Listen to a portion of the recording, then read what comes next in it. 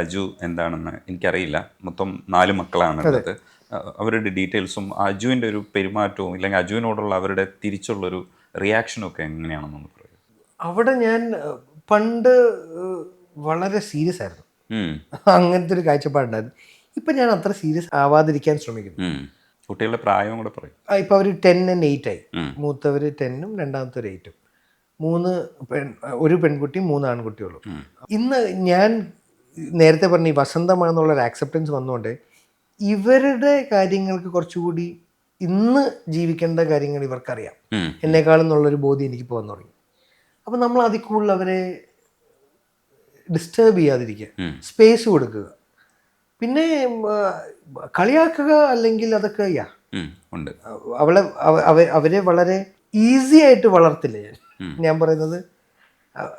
അവരെ കളിയാക്കുക അല്ലെങ്കിൽ അങ്ങനത്തെ ഒക്കെ ഉണ്ട്. ഞാൻ പറയുന്നത് ഭയങ്കര പാമ്പർ ചെയ്ത് വളർത്തില്ല, അതും ഞാൻ ചെയ്തിട്ടില്ല. അതിന് അവർക്ക് തിരിച്ച് ഫ്രണ്ട്ലിയാണ് കുറച്ചുകൂടി. അജുവിനെ തിരിച്ച് ട്രോളാൻ പറ്റും. പിന്നെന്താ, അത് ഇപ്പോഴേ ഞാൻ ഒരുത്തിനെ ധ്യാൻ്റെ സ്വഭാവങ്ങൾ കാണുന്നുണ്ട്. നല്ല രീതിയിൽ ഒരാൾക്ക് നല്ല രീതിയിൽ എനിക്ക് തോന്നുന്നു ഭാവിയിൽ അവൻ എങ്ങനെയെങ്കിലും ഞാൻ അവനെ ഇന്റർവ്യൂവിന് കൊണ്ടിരുത്താതിരിക്കും നോക്കും.